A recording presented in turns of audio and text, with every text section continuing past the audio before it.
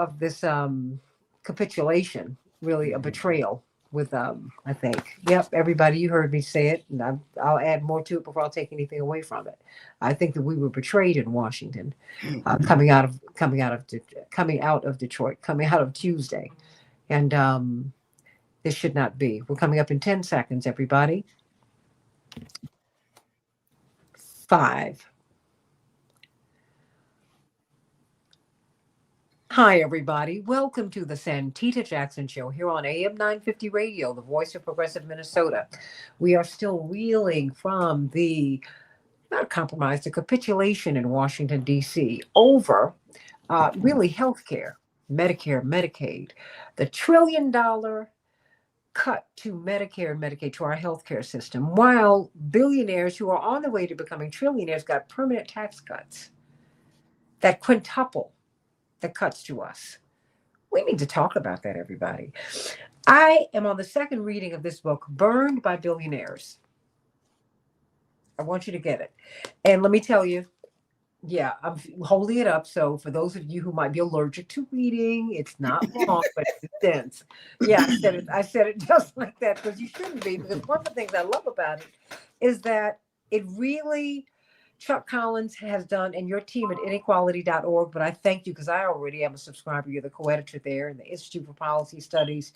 You all do such magnificent work, but I've been waiting for your book, and you've been teasing me with this book. You're like, I've got to come out with it, but it is how concentrated wealth and power are ruining our lives and the planet. And I cannot help but connect what happened in Washington today with Chuck Schumer reportedly bargaining with 8 senators who have nothing to lose. Either they are not up for re-election in 2026 or they are resigning from office.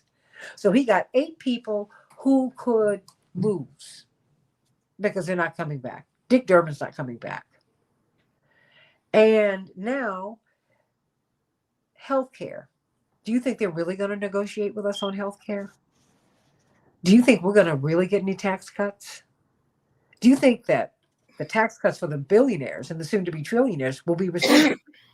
Let's talk about this, how we are burned by these billionaires. Let me start with a simple question for you, Chuck Collins. And of course, we welcome to the show someone, a brilliant journalist who's with us all the time. She's part of the family here, Livonia Perryman.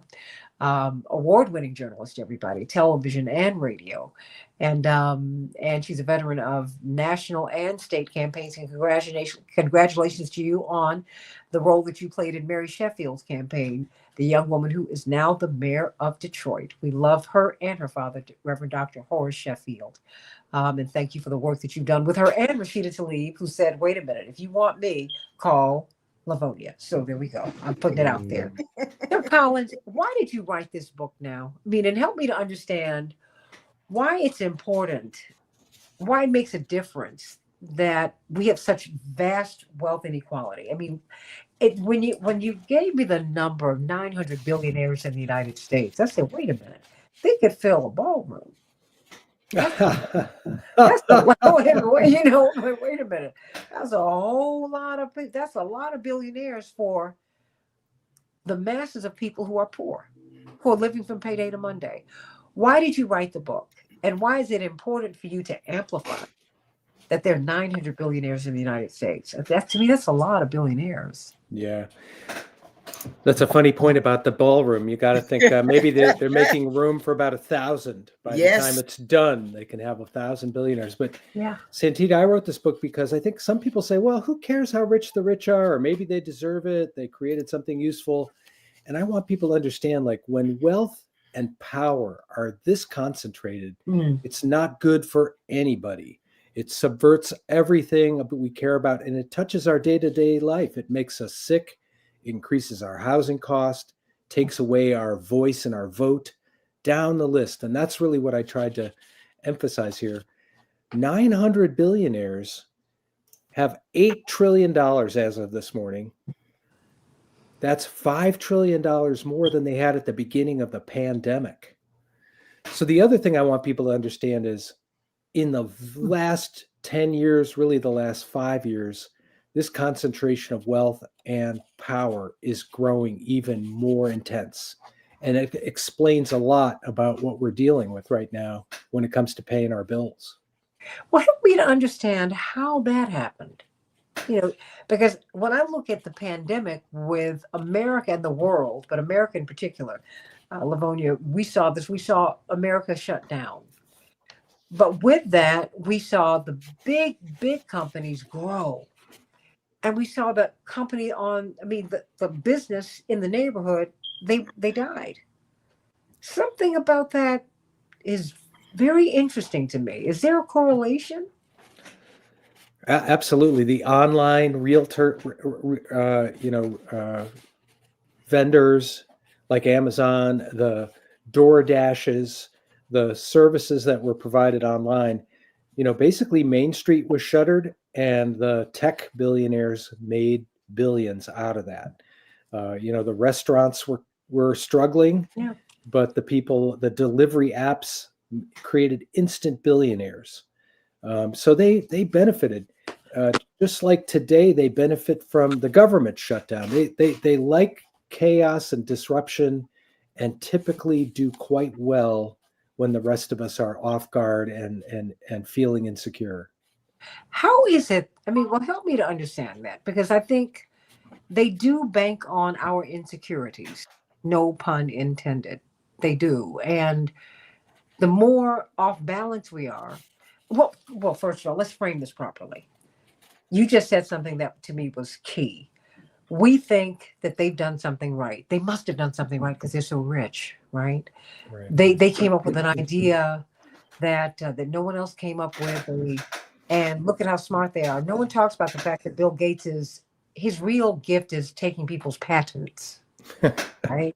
Right. No one talks about the fact that Elon Musk is like a wildly successful government contractor from the biggest business in the world, which is our government, which is our money. I don't even think we understand just how consequential in the business world the American government is. It's the biggest business on earth at this time. So why just what how is it that given the fact that Americans have lifted up the oligarchs and they're smarter than us and they're doing something right because they've made this money, why should we care? Why should we care about this wealth gap? Why should we care about this concentration of wealth? Why? Well, I think we think of it as wealth, and oh, isn't it interesting that they can buy all these yachts and things like that? But actually, we should understand that, and I try to write about this in Burned by Billionaires. When people start a business, blessings upon them. When they create, if Livonia goes out and creates a better mousetrap, and we all want to buy that mousetrap, blessings upon her. She should be rewarded for that. But there comes a stage in someone's wealth journey where they start to accumulate. I think it's like north of 30 million, 40 million. Mm-hmm. They're no longer buying another boat and another house. They're buying a senator or a news outlet or influencing legislation. Or as you say, they're blocking their competition. They're Microsoft squeezing out the competition. Mm-hmm. And so as wealth concentrates, so does the power to rig the rules. And that's what we should care about. We want to celebrate entrepreneurs. We want to celebrate people who create businesses where the services are useful. There was probably a moment in Elon Musk's career where, he got in there and engineered an electric vehicle. Mm-hmm. He should be celebrated and rewarded for that. It's when he has hundreds of billions of dollars and he's buying up the town square and he's buying, elections. That's when it's not okay. And so even if we admire people for things they create, we should remember too much power corrupts. And that's what we're living through. So that's why we should care. And this is where, just take healthcare. You go to the hospital these days, a third of emergency rooms have been bought up by billionaire private equity companies. They're buying up hospitals. So what does that mean to us? What it means is that they are looking how to squeeze more money out of the patient, out of the workers, out of the healthcare system. The first thing that they invest in is billing and buying up, so if you've had the unfortunate experience of going to the hospital with a family member, yourself, whatever, You now know you get 6 different bills. There's the doctor group and the anesthesiologists, and not all of them are covered by insurance. And then they just send you every month more and more bills. That is a reflection of a healthcare system that's been hijacked by these billionaire private equity investors. Their goal is to squeeze more out of the economy. Same with pet care. Veterinary clinic costs have gone up.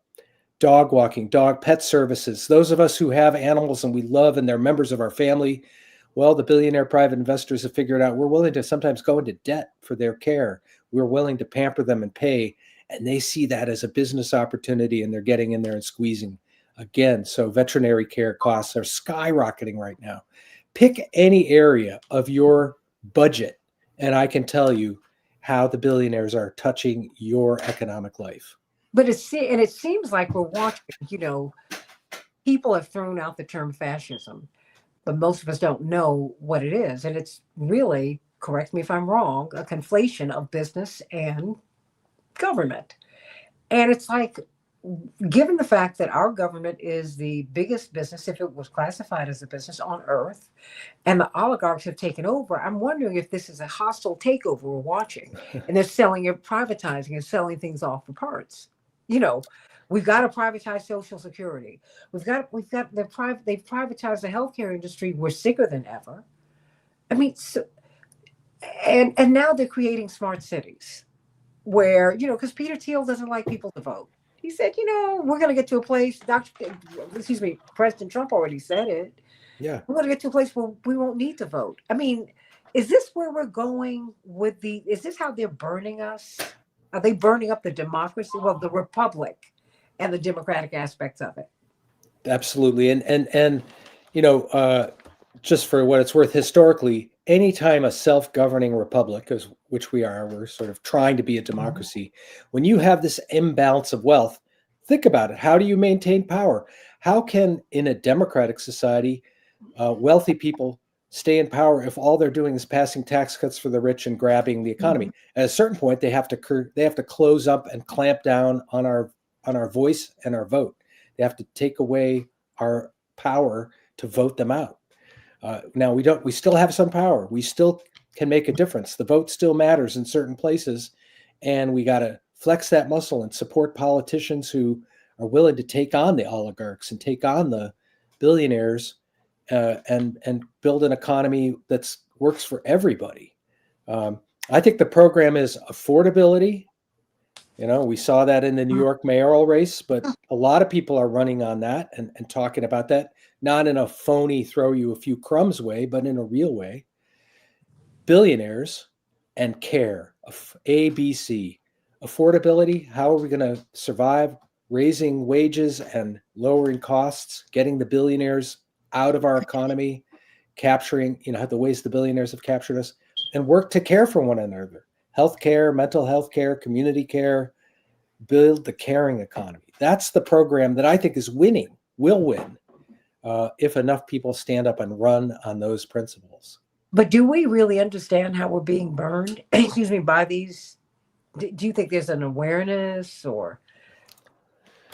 Well, that's why I wrote Burned by Billionaires. I want people to understand the top 10 ways you're getting burned by billionaires every day. Help us to understand some of those, because those top 10 ways made me, Lamonia, I was like, that's why I had to read it again, because I said, wait a minute.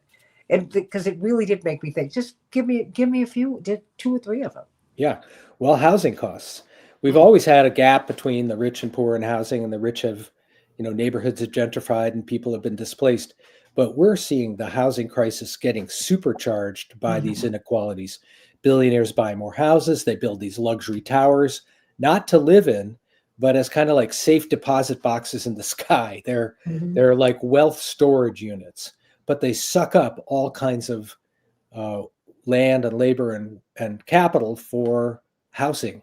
The billionaires are buying up single family homes all over in Minnesota. I know I could take you around neighborhoods in Minneapolis that a whole city block, half of it is owned by outside private equity venture capitalists. Is that like BlackRock? BlackRock, Blackstone. There are 30 big billionaire-backed private equity funds that are buying up real estate. They're buying rental housing and converting it to short-term rentals, Mhm. Airbnb. Not a mom and pop Airbnb, not somebody renting out their in-law apartment, but I'm talking about buying a 20-unit apartment building, kicking everyone out, and making those vacation short-term rentals. Mobile home parks in a lot of rural areas and outside Minneapolis, the Twin Cities, you see all these mobile home parks. The investors are buying up because they know the residents aren't mobile.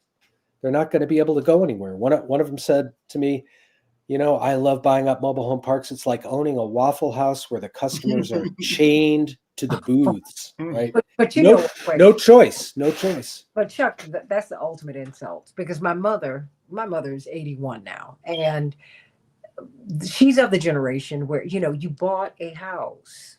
She said, "No, no, I'm not a renter. I believe in buying houses," and that's what she and my father have done.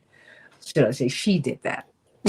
He- let me be honest. She lets you. Well, I mean, but Yes. he will say that my mother figured it out, and he followed her because she knew what she was doing. Because Push ended up becoming the largest landowning civil rights organization in the state, if not the country, because we own the building that we're in. That's right. And a lot of that is my mother saying, "You got to own, you got to own, you got to own." But one of the things that concerns me now is the tiny house. I mean, because now we don't own our land. Mm-hmm. And Yeah, is that part of it too? that's part of it. There's a whole generation of people, middle class, who in a earlier decade would have been able to buy a house, or like your Mhm. wise mother said, "Look, I'm going to do what I can to own a piece of Yes. land and housing," and now they're not able to. If you're a first time home buyer out in the market, you run into this thing. You get qualified by the bank, and you go and you make your offer, and they say, "Oh, so sorry, somebody offered cash, no inspection." Well, who does that? The billionaire investor types. Uh, and then you're like, well, I'm going to be stuck in rental housing, but I'd sure like to have a single family house with a yard. Okay, well now you can rent that for the rest of your life from Jeff Bezos, who's invested in a fund that buys up single family houses and rents them to people forever. Whatever happened to that dream? People have given up on the dream, so now they're backed up, stuck in rental housing. So that's just one example of how the billionaires are affecting the housing market. But I'm also struck by the fact that you said, "Wait a minute." At the end of the day, they stick you with the bill. No, How you're going to do we pay do? forever. You're paying Okay. rent for your whole life with nothing to show and no equity, no nothing, nothing to pass on. How did we get here? It's been kind of a slow motion, steady sort of pulling apart. You can go back to the late 70s and 80s, and you could see how the rules of the economy started to change. We stopped taxing rich people. They held on to more of their money and they put it into the economy to buy up more of what we all depend on. The rules of the economy have been changed to benefit asset owners, wealth holders at the expense of wage earners. And you do that for 40 years, here we are. So you have a society dominated not just by billionaires, but say that top richest 1/10 of 1%. And that's what I try to explain in Burned by Billionaires. This is segment, the Mhm. top 1/1000th of households. Those are the ones with the power right now that are dictating a lot of what we're living through. Do you think that accelerated with Reagan? Well, that was a key turning point. Hmm. 1980, 1981. It started before that. Hmm. And then, that was when we could see the wage gap. The gap between the highest paid worker in a company and a worker was like 50 to 1, 100 to 1, 200 to 1, 300 to 1. That was one of the trends. But then the wealth gap, you know, the Hmm. richest 10% own 93% of the stock market. Look at what's happened in the stock market in the last 6 months. It's a gusher. Wealth is gushing to the top, and most of those gains are going to that 1/10 of 1%. Do you see that changing at all? Do you see Americans beginning to move back against that? Do you think that we're beginning to get wise to the game, if you will? Well, I think a lot of people see this as bad for themselves and for their children and for the future, but don't feel they can do anything about it.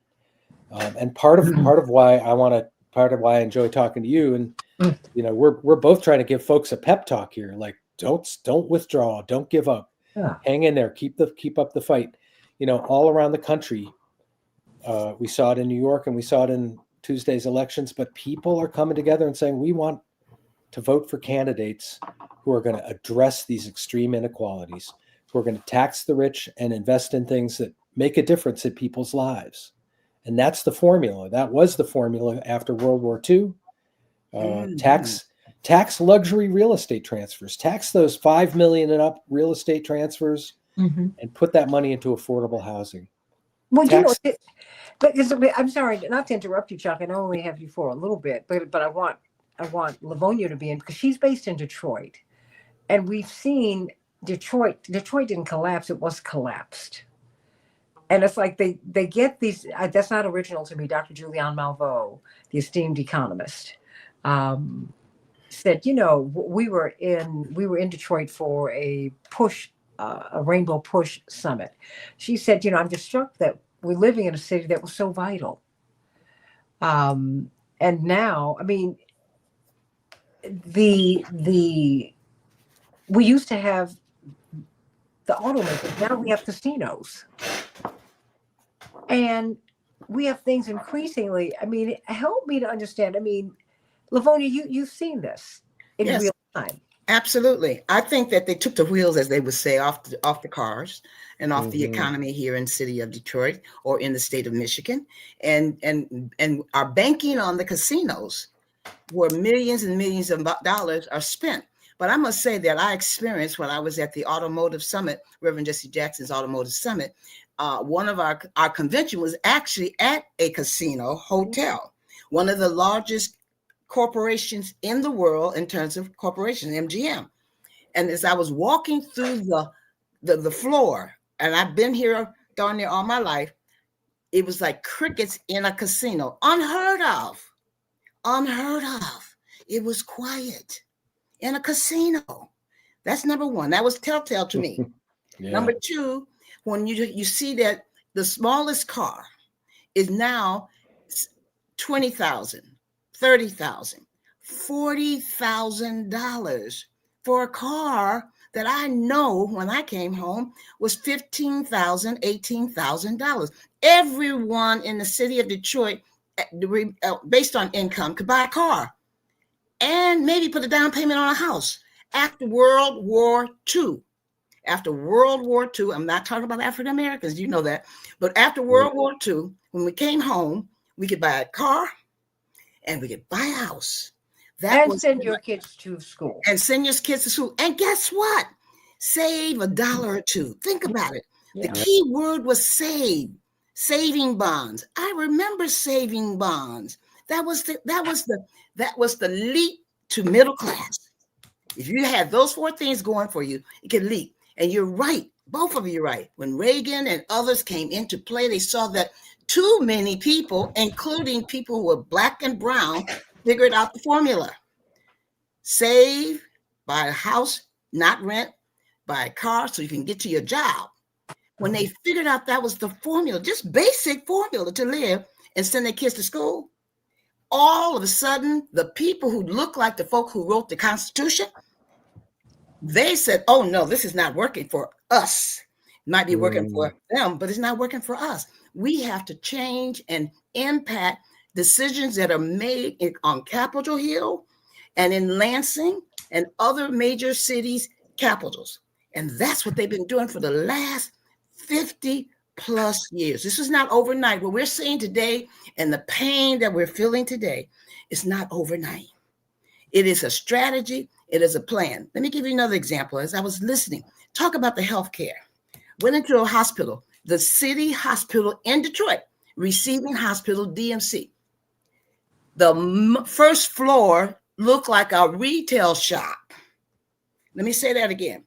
In the major hospital that takes care of people in this region, those who don't have health care and do have health care. When you walk on the main floor, it looks like a retail shop.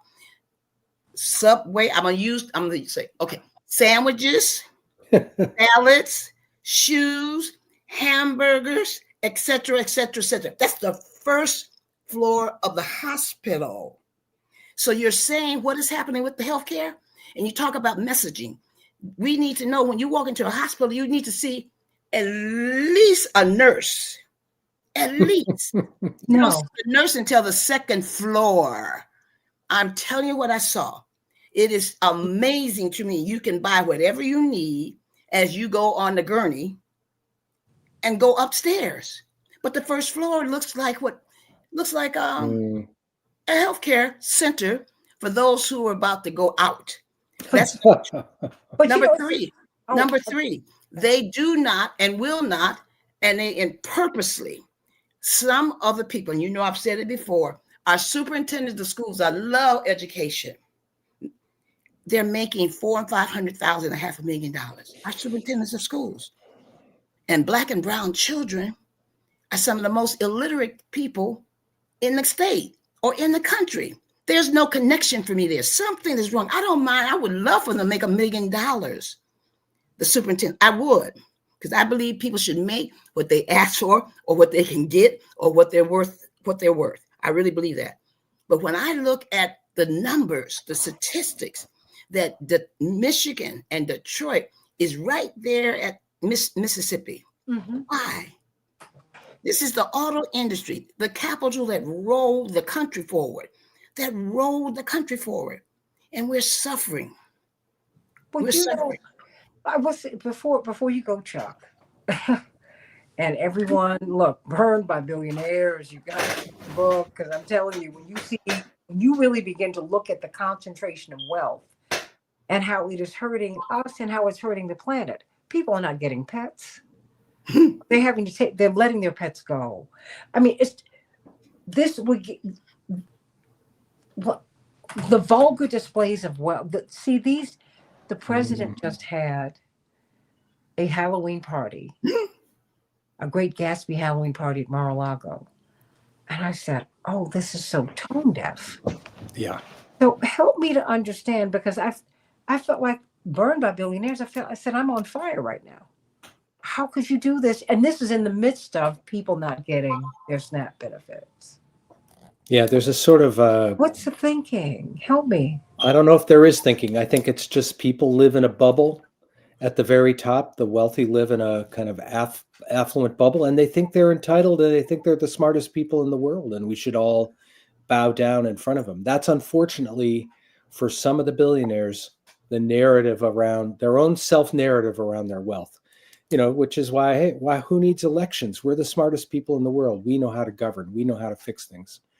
And I think the solution, though, Livonia nailed it. I think it's the inverse, which is, the senator from Vermont, I always like, he says, under the socialist presidency of Dwight Eisenhower. So you go back to the 1950s. Yeah. He probably, the MAGA people would probably call him a socialist today. They would. Republican. We used to tax wealth at high levels, invest in housing, infrastructure, debt-free education. We know the formula. We need to tax the wealthy, not just because they're wealthy, but because to save democracy from that concentration of power. And we need to invest in things that raise the floor and create opportunity for everyone else. That was the formula. That was the, American dream that you were alluding to, as imperfect as it was. But, we're trying to we were moving in the right direction. We were coming together. We were closing the gap. We were closing the racial wealth divide. And then we just took this horrific wrong turn. So we know how to build an economy that shares prosperity. And that's the movement we need right now. More than ever before. Everybody, Burned by Billionaires. You need to get this book.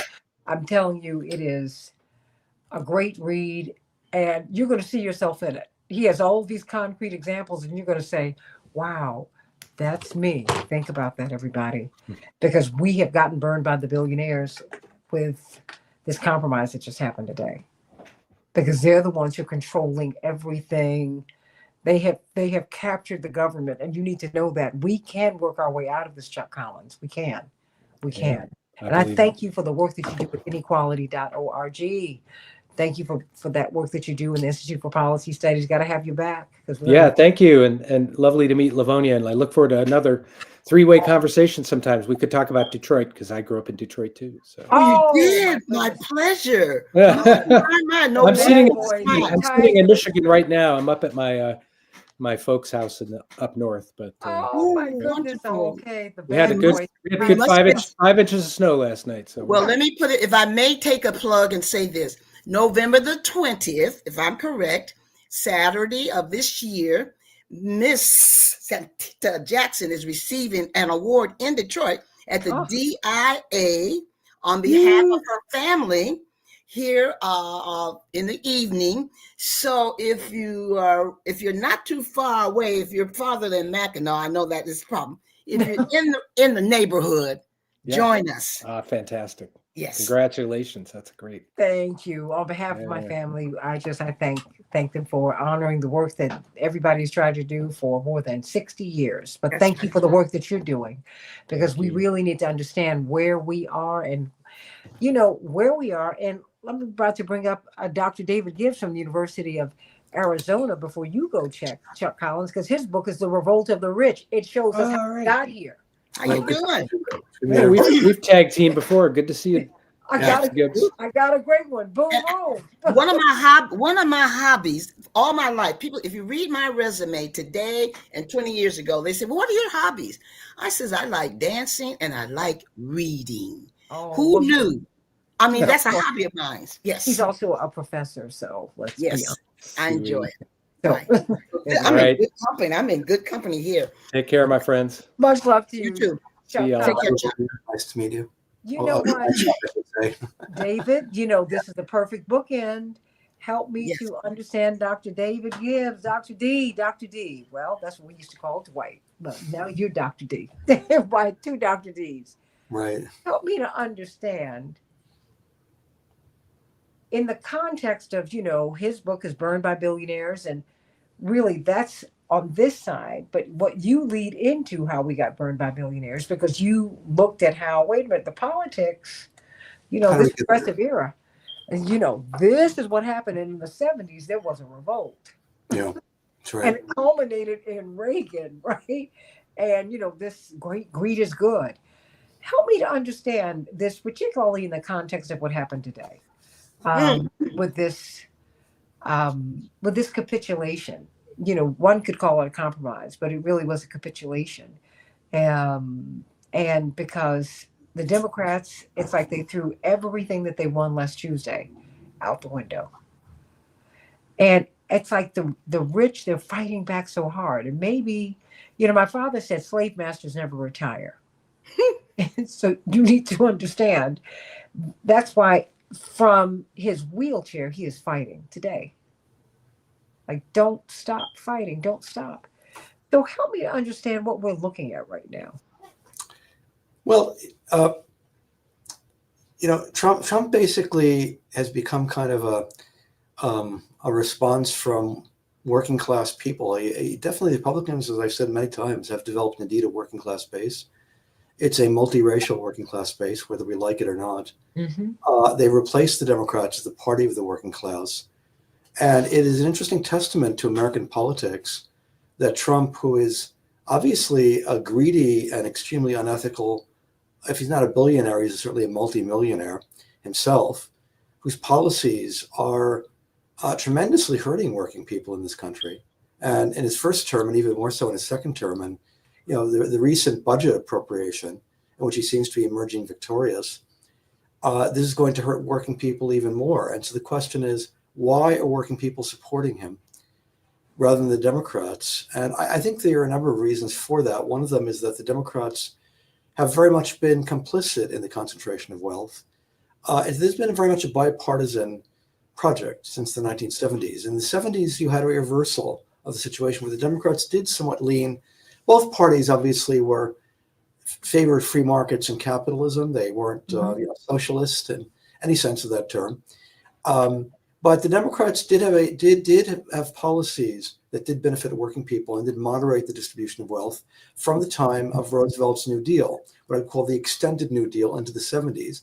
In the 1970s, between the late 70s, the Democrats fully abandoned that role and adopted the economic ideas and policies of Milton Friedman, is what they did. I'm very sorry to say somebody about whom I have some positive feeling, Jimmy Carter, towards the last 2 years of his administration, I think very foolishly, did veer very much in this direction. And much of what we blame on Reagan did really begin in the end of the Carter presidency. So this has been a bipartisan thing. Clinton, his policies very much deepened these Friedmanite policies. Oh, yeah. Chief economic advisor Lawrence Summers openly said the reason people are being treated, why there's such a skew in the distribution of wealth, and why the rich are getting richer and the poor getting poorer, is because people are finally being treated the way they're supposed to be treated. That's what he said. What did he mean by that? He means that basically, according to the market principles that he venerates, those of Milton Friedman, and he was an admirer of Milton Friedman. Yeah. Be clear on that point. According to those standards, if wages have gone down or haven't risen at all in 50 years, it's not a bad thing. It's a good thing. That's the way the system is supposed to work.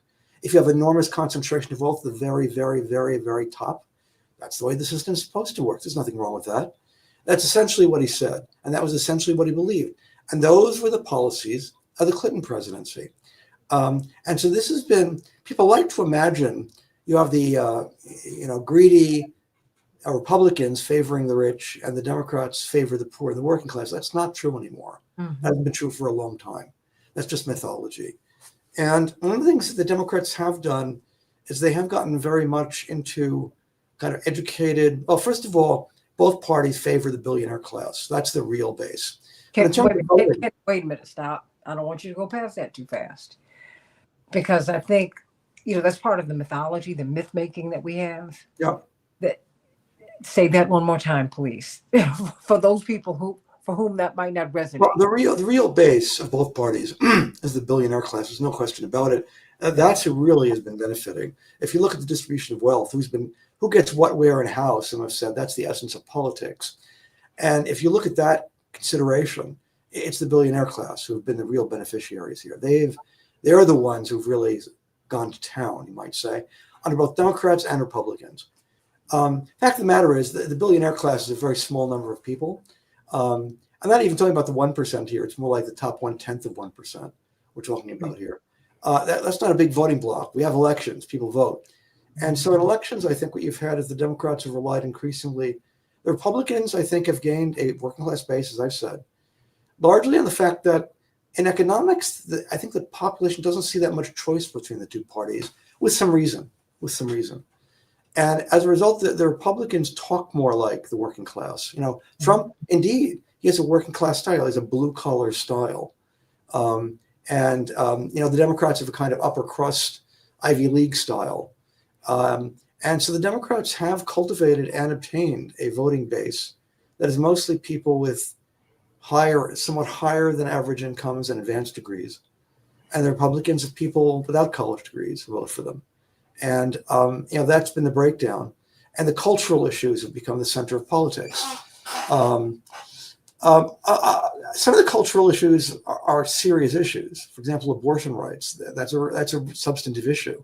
Women can get an abortion or not get an abortion. Enforcement of civil rights law, anti-discrimination law. They're real issues here. I'm not disparaging this. Some of them are not serious issues, in my view. Arguments about whether or not we should have transgender pronouns, for example. I think that's way too much attention, way, way, way too much attention. And so I think a lot of that, those issues, both the serious side and the not so serious side, that's what we talk about mostly. That's what we argue about. That's what we get angry about.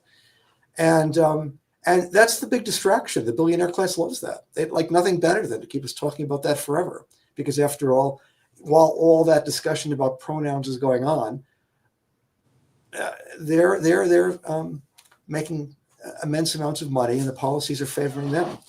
And so I think really that's been the game being played here. On the more narrow issue of the government shutdown, I think the Democrats are, so to speak, between a rock and a hard place. The fact is, they don't control any level of government at this point. I think it was very surprising to me. I thought that Trump would win. I did predict he would win in 2024. I didn't think he would get both houses of Congress. That surprised me. As a result, the Democrats have very little room to maneuver. In the end, I think, no matter what they do, they're going to lose this one. I almost wonder if it was worth it to fight. You have to pick your battles. and not expend energy on something you're going to lose anyway. And the truth is, the Democrats, in this case, I've been very critical of the Democrats. In this case, I think they have a point. The gutting of the tax benefit for the Affordable Care Act, that it's better to have that and not have it. It's not, even under the Affordable Care Act is not a very effective way of achieving universal health care. It doesn't do that at all, but it's better than the alternative, which is nothing. And so I think that Trump basically wants to eviscerate as much as possible the Affordable Care Act. It's Obama's program, and it's just, he's very partisan and petty. And the Democrats are trying to fight that, but I think they're going to lose on this. I think they'd be much better served in terms of their time coming up with issues where they can really score authentic points against Trump. For example, Trump talks all the time about America first, America first, America first. He's not doing that. Israel is being treated like the 51st state. It's being subsidized to the hilt with American taxpayer money so they can kill more toddlers in Gaza. The Democrats could say, well, that's not America first, is it? We've been giving hundreds of billions of dollars under both parties to Ukraine, taxpayer dollars. Trump's not doing that anymore, but he's still hurting American citizens with the continuation of the sanctions against Russia, which have been stiffened under him. That's hurting the American public. The large naval armada in the Caribbean getting ready to attack Venezuela. Mm-hmm. That's very expensive. If we do actually are foolish enough to go to war against Venezuela, the very complicated results of that's going to be very expensive too. That'll be on the taxpayers. None of these things are popular. And the Democrats, if they were smart, they'd go after these types of issues. But I don't think the Democrats are that smart, so I don't think they're going to do any of these things. I think are they just not smart? Are they not smart, or are they delusion? They're delusional, I think. I think delusional, or are all these Ivy League degrees, Or are they colluding? Because I can't. Colluding. I see what you're saying. I see what you're saying. Yeah, no, because I don't believe anyone could be this thick. Well, they're intertwined with the Israel lobby and the military-industrial complex, just like Trump is. So they're not going to do any of these things. But if they were smart and they wanted to get votes, that's the way they get votes. Trump's a hypocrite. He talks about America first, but he's not doing it. That's what they could say, legitimately. Here's something else, just somebody about whom I have a little bit of positive, well, more than a little bit, a positive feeling. I don't want to get too optimistic because I'm usually disappointed, but Mamdani is certainly charting a new course for the Democrats. I think the cards are stacked against him because there's so many forces that want to undermine him. I wouldn't want to get my hopes up too high, but he's a very talented person. He has immense talent. And so perhaps he can pull a rabbit out of his hat and chart a new course. Here's one thing he did specifically that I just want to know that's of some interest. During an early debate when he was running for the Democratic primary, yes, there were several people on the podium, him, Cuomo, and a few others, and they were asked, if you're elected mayor, what foreign country would you visit first? And most of them answered Israel, of course. I think one of them answered Ukraine. And Mamdani said, I wouldn't visit any foreign country. I'd stay in New York because I want to help the people of New York. And I think that really registered very strongly with the people. That was the game changer for him. I think it was because, he's not running for Secretary of State. He's running for mayor of New York. New York doesn't have to have a foreign policy, all right, even though if others think it should. And it's interesting to note that particular response elicited positive comment, not just on the left, but on the right. Tucker Carlson and Marjorie Taylor Greene. I have a lot of reservations about both of them, but they can sometimes say intelligent things. They complimented him and they said that was the right response. Mm-hmm. It showed basically he's thinking at a different level from the other candidates. I think basically the American public is tired of empire. What do you mean by?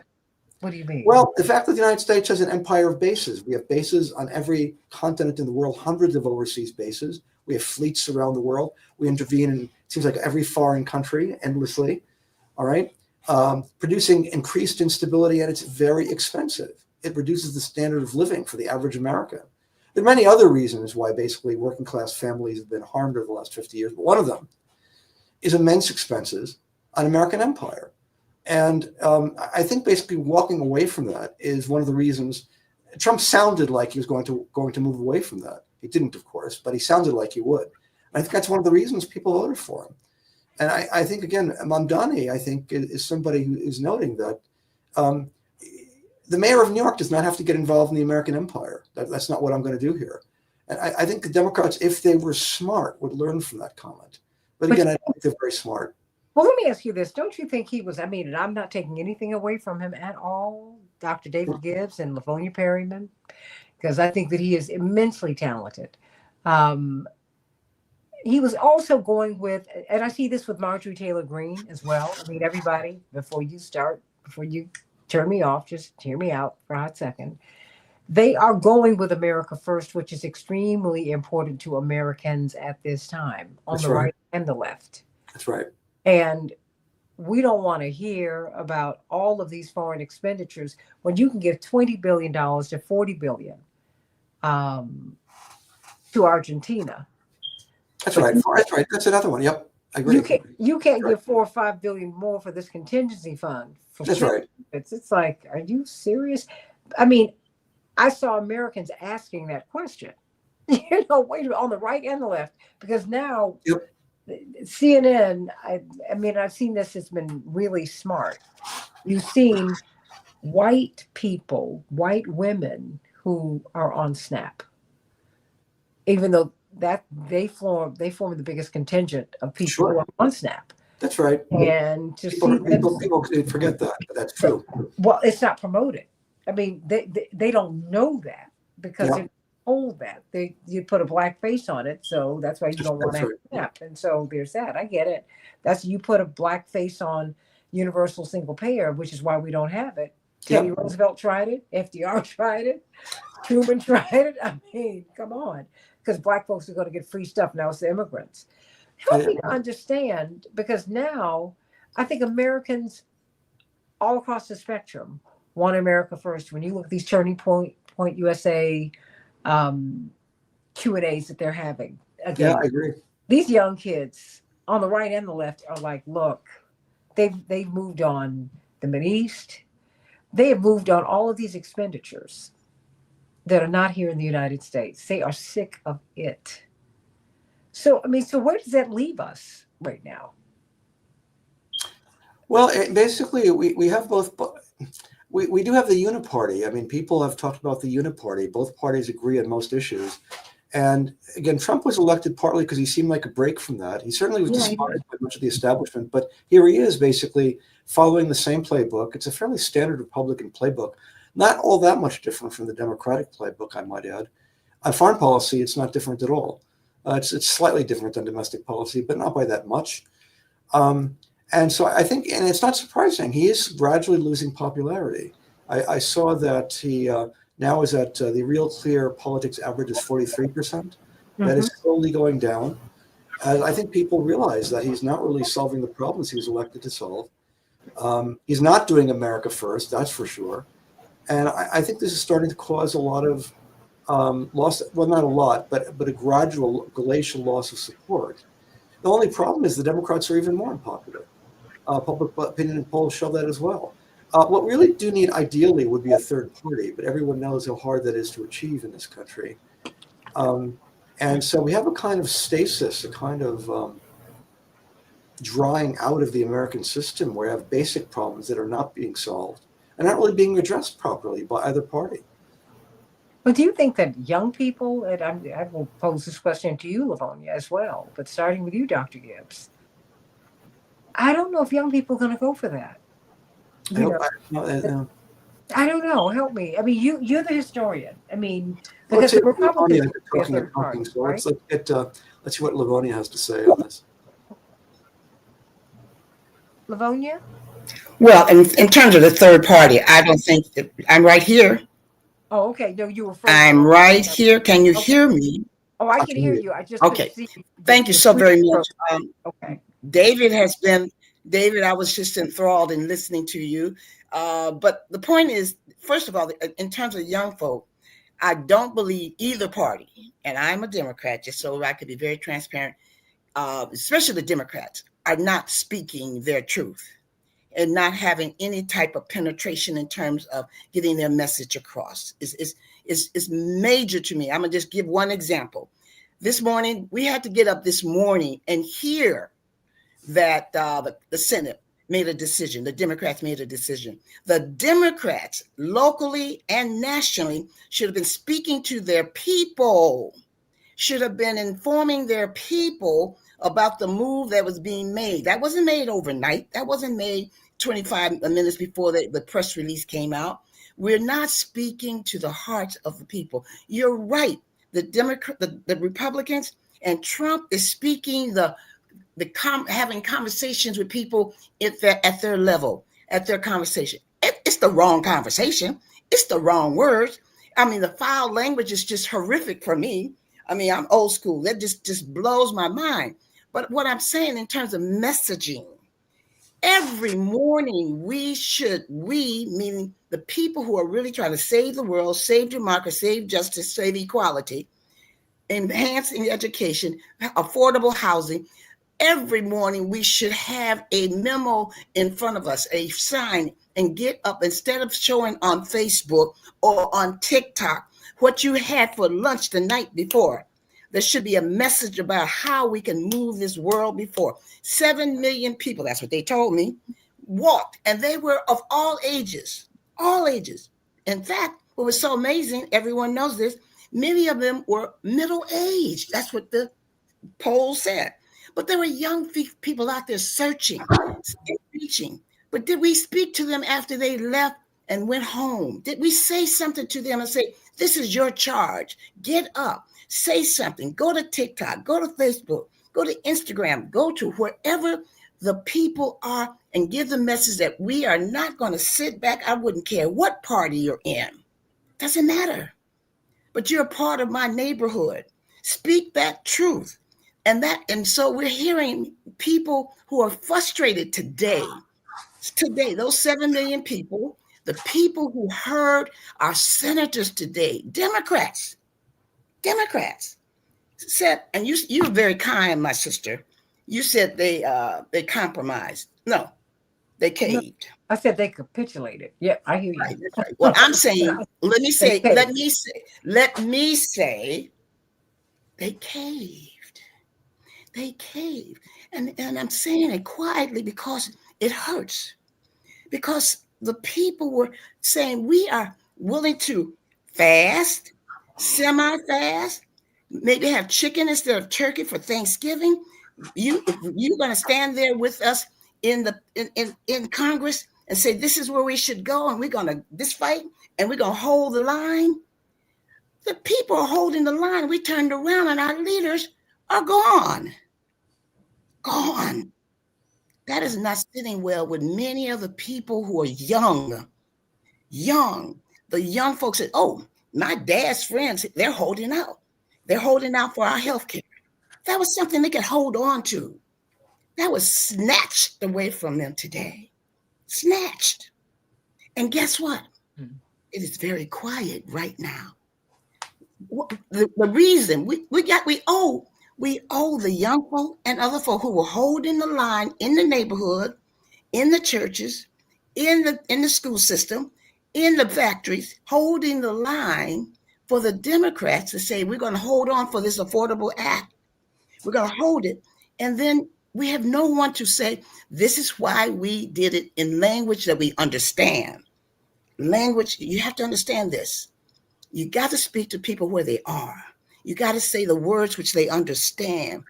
I will not go into a Asian's home and say that I know exactly how to speak to Asians. I will take my good Asian friend with me, and they will speak the language so it can be exchanged, so there can be a equal exchange and action. Right now, the Democrats, I'm not going anywhere, Democrats, but I am saying to you, you got to explain it, share it, and put it in the words that little Johnny, as David said about the young folk, understand why we did not hold the line in Washington, D.C. At least give us that. Well, now, Dr. Gibbs, I don't know how they can do that because I think the Democrats I think that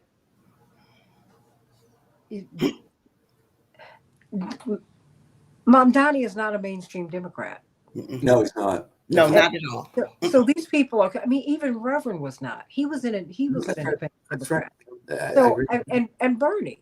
It's not a Democrat at all, in fact. No, I mean, so I'm just saying, wait a minute. Now, I mean, just as we close, because I want you to give us what did Chaparral say? Chaparral, is a flamethrower on the show. He said, we're plotting, Livonia. We are boycotting this holiday season. They only listen their money is in jeopardy. Lord help. Well, hey, collapse this entire country. I'm not going to say any more, Chaparral, because you are going to get banned from Facebook for saying things. They jamming up my algorithm. But you know what? A lot of people are very upset. I mean, and then you're hearing today that Ghislaine Maxwell is getting special meals delivered to her in jail, special privileges, that they're even talking about commuting her sentence. And then you see the Democrats, like you said, Livonia, they caved. Yes, they did. They did. They caved, and we had their back. And when I say we, the people and many folk who actually voted for Trump, who look like me, and others who were brown and looked like David, they said, you know what? We got duped.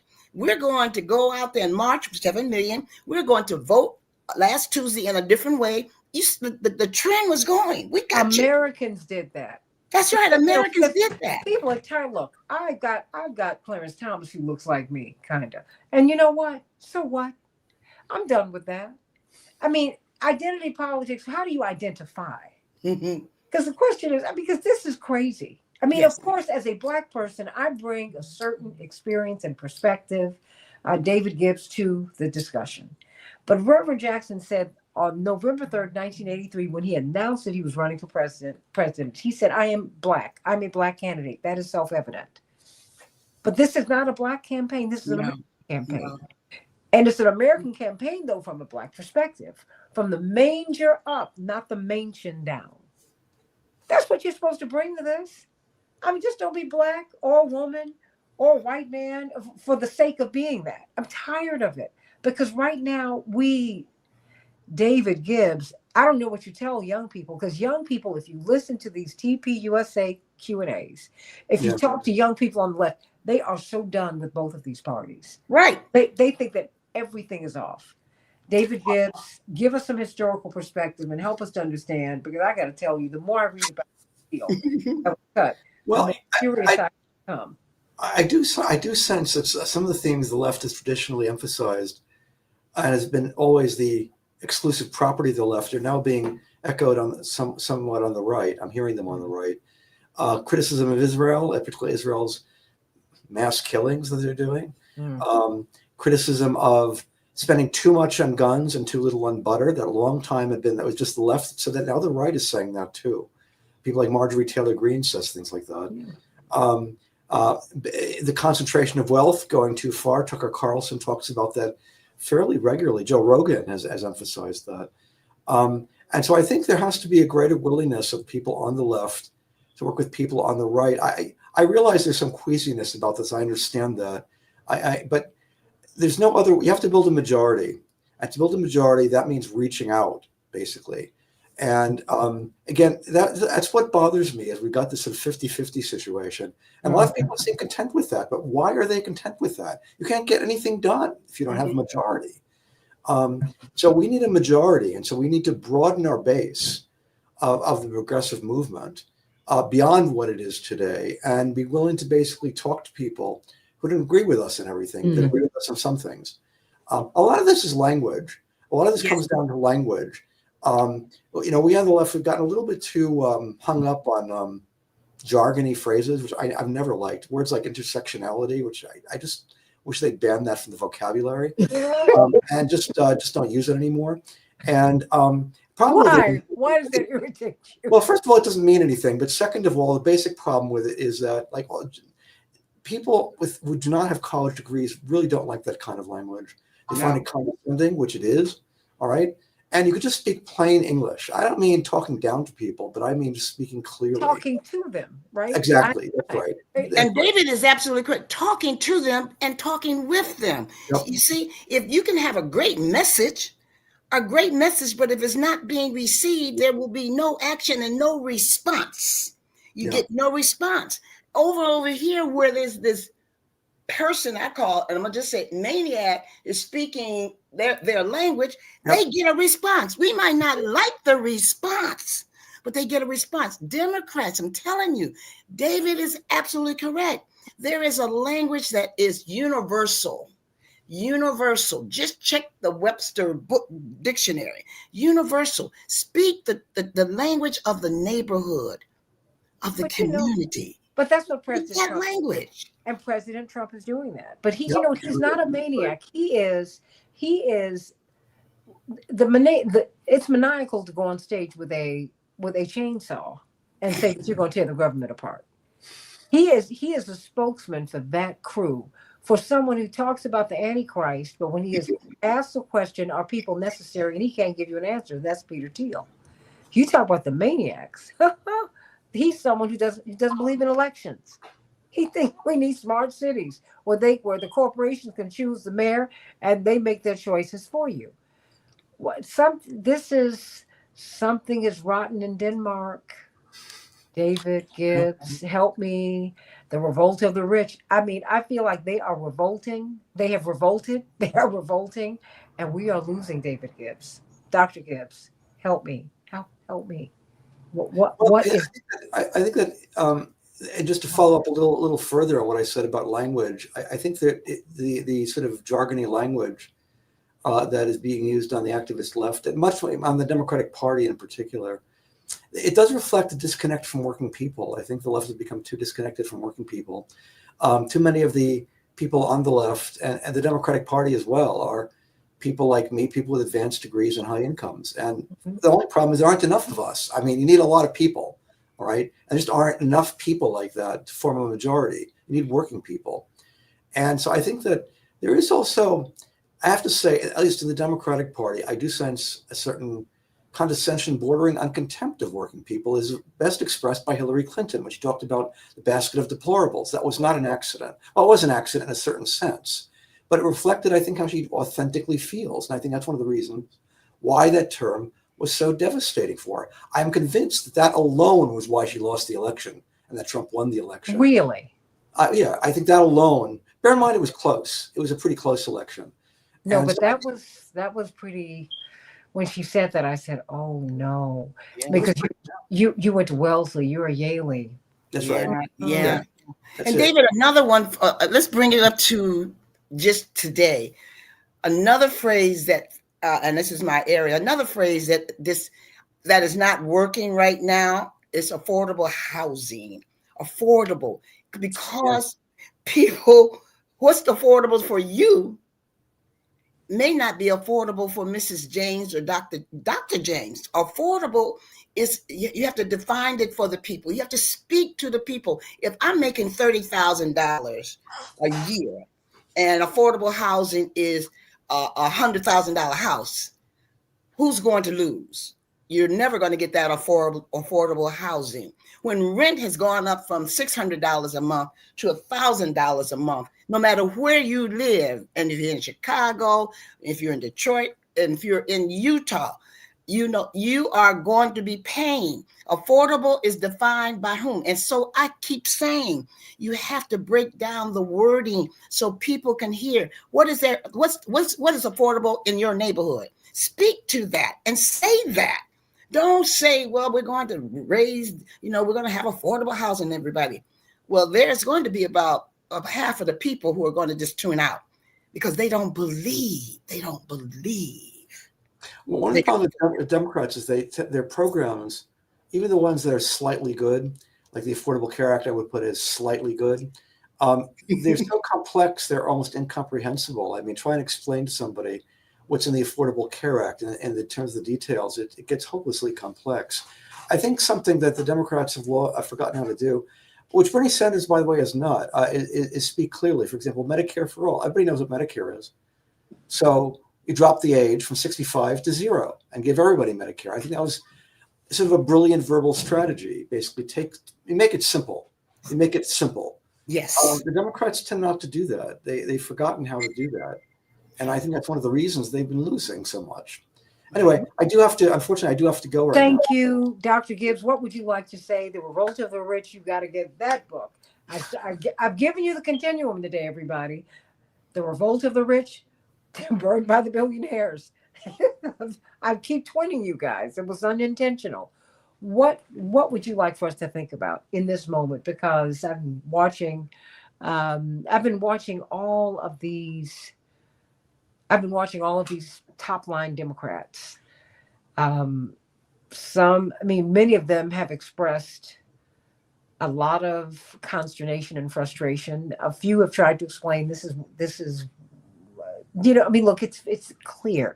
Look, Chuck Schumer found the Democrats are not running anymore.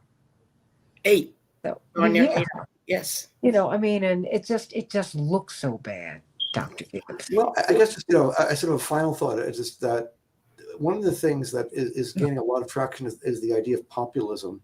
Hmm. And the Democrats are fundamentally an anti-populist party. They're just very hostile to the idea of populism, the whole style of populism. They like technocracy. They like basically leaving it to the experts. And the problem is basically that's undemocratic. The Democrats really do have a kind of, ironically enough, an undemocratic attitude. And I think one of the things they have to do is step back and realize Trump is not an aberration. For a long time, I think they thought Trump was just was a fluke, an aberration. He's been around for almost 10 years now. Yeah. And he's dominated politics for 10 years. Mm-hmm. So I think it's time basically to step back and ask, and the Democrats to accept the fact they failed, all right, and start from the assumption and the fact that they have failed fundamentally, and start asking why have they failed? What have they been doing wrong? And start accepting some blame, because I think there's a very good case to be made. They deserve some of the blame. I think starting with that would be a very good idea. So anyway. Dr. David Gibbs, everybody, The Revolt of the Rich. Get the book so you can understand how we got here. And burned by the billionaires, we are here. Now, what are we going to do, everybody? What are we going to do? Dr. David Gibbs, sending you so much love. Thank you. Thank you, Santita. Bye-bye, Lavonia. Nice to meet you. Bye. Truly take care, David. Thank and you. we will be talking soon. Hope so. Yes. Lavonia Perryman, before we go, your closing thought? Whew. My closing thought is that I still have hope. You know, I do too. I do still have hope. But wait a minute. I have hope in this. I have hope in my neighbors. I have hope in the people that listen to the show. I have hope. I have hope. Yes. But can I not say for a moment? Now, look, I'm not only am I disappointed, but I am upset. I'm furious with you for having done this to me. Yes. I'm talking about. Not say that. Right. I'm holding the line for you. I'm holding the line for you, my senators, my representatives, my leaders. I turn around and you are not there. It sounds like a song to me. We hope the country citizens that are holding the line. We're saying, yes, we will fast. We have gone on 90 some days. We have sat here and said we will not eat turkey on Thanksgiving. That's what you want us to say. We will hold it. Maybe we'll go and get our checkups at the hospital in December. We're holding the line. And then overnight, you, my senators and leaders, you disappear. And then you cut a deal. You cut a deal. Wow. And cut us out of being hopeful, being steadfast, being courageous. I mean, I was willing to go the line. I was willing to go the full route. Even though it was painful, it has been painful for people to not be able to pay their rent. It's been painful for people to not to have the surgery. It's been painful to not have the school books that you need. It's been painful to not be able to get on the bus all the time. It's been painful not to pay your car note. People did that for months. And then you quietly cut a deal. And then let's say this. Then you say to us, we're going to talk to them next month about healthcare, because they promised us that we would have this conversation. Well, wait a minute. No, it's not true. We know it's not true. The Republicans have no reason to believe the Democrats. Of course not. It's not going to happen. Let me say this. Remember, there was for 3 or 4 years in media, the word was, they wouldn't use the word lie. Mainstream media wouldn't use the word lie. It is a lie that you are going to have a conversation with Republicans next month about affordable health care. It is a lie. That promise is based on sand. That's how I feel today. But I still have hope. I have hope in the neighbors. I have hope in the citizens. I have people who are voting. I have hope in those people who get up every morning and say, no matter what, I'm going to hold the line and I'm going to vote. May not be the majority, but I have hope that those individuals who listen to this show, who are telling other people about this show, who are neighbors who said they voted last Tuesday, the people who marched a month before, that's why they give me hope. They give me hope. Well, you know what? I hope and I implore you, my brothers and sisters, to call 202-224-3121. 202-224-3121. That is the Capitol Hill switchboard.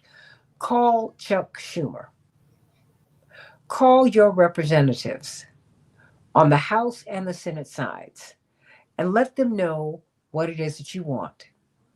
And more than that, let them know what it is that you need.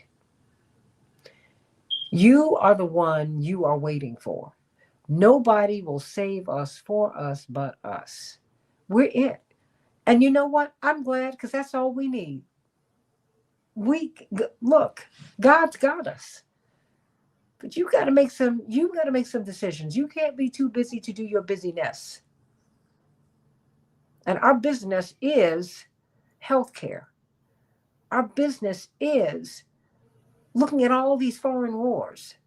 Really? Come on.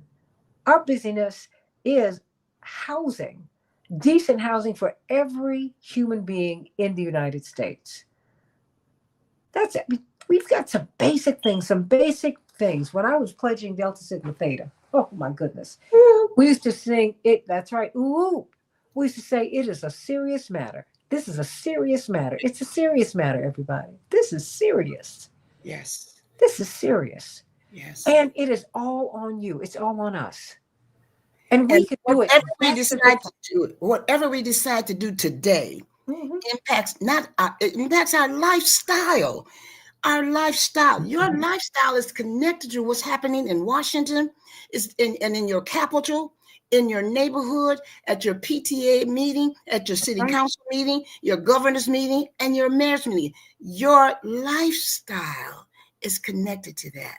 And those folk who are there every day, no matter what meeting it is, you give me hope. And other folk, you need to get involved. Your word and your message is so powerful. If you don't mind, to the people, my cousins who are sitting in the back, to give them the phone number for Schumer. Oh,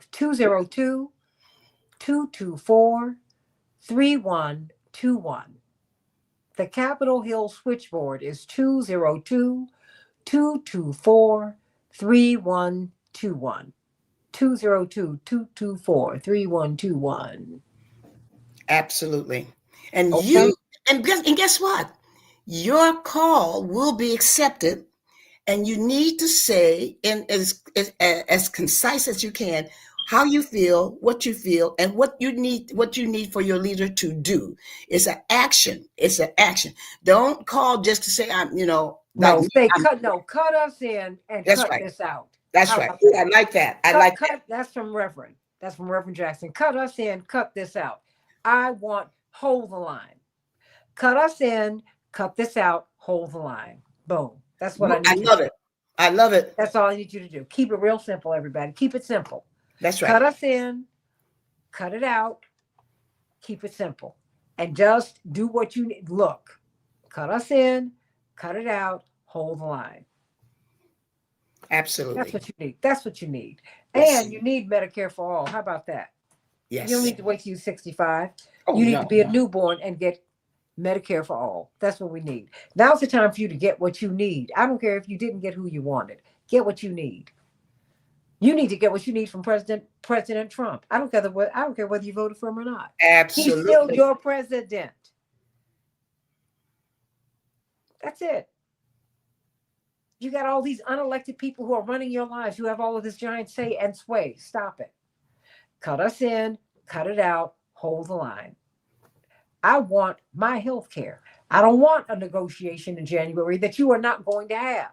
No, not going to happen. The $1 trillion cut to health care, Restore the cuts.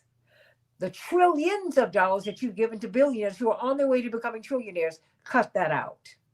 And the SNAP program needs to be activated tomorrow. Sacrosanct. And the sad thing is they can't do that. But you know what they could do? They could issue vouchers. Sure they can. Everyone with who has a SNAP card or a SNAP, yeah, I guess that's how they load it up. The president could call the banks and say, look, put a pause on all loans and mortgage payments. They could put a pause on everything in the world. They put a pause on the world when they had COVID. That is, if you, my neighbors, you do gotta what you call. can do. You gotta You call. do. If you made the call, and you ask the neighbors, the friends, the sisters and brothers to make the call, the things that we're sharing with you today, trust me, they can happen. But you got to make the call and say what Reverend said again. What? Cut us in, cut it out, hold the line. 202-224-3121. 202-224-3121. Cut us in, cut it out, hold the line. All right. Boom. That's it. All right. Love you. Love you, Livonia. Love you, more. Effie. Leffie said, tell Schumer. That's right. Cut us in, cut it out, hold the line. All right. Good Don't night, play with everyone. me. Love y'all. Love you, Livonia. All right now, everybody. You know what you need to do. 202-224-3121 and tell everybody to do that. Make this phone call. Do not be defeated. I don't do defeat. I don't do that well. Neither. As Reverend always said and still says today, keep hope alive. Keep it alive. And so and to jump on that chest and pump it. Come on now. Let's get to work. Get to work. I love you. AM 950 Radio, the voice of progressive Minnesota. Much love. That's right. That's right. That's what you call Durbin. Senator Durbin. Call him. Say, hey, cut us in, cut it out, hold the line. 202-224-3121. I am Santita Jackson, AM 950 Radio, the voice of progressive Minnesota.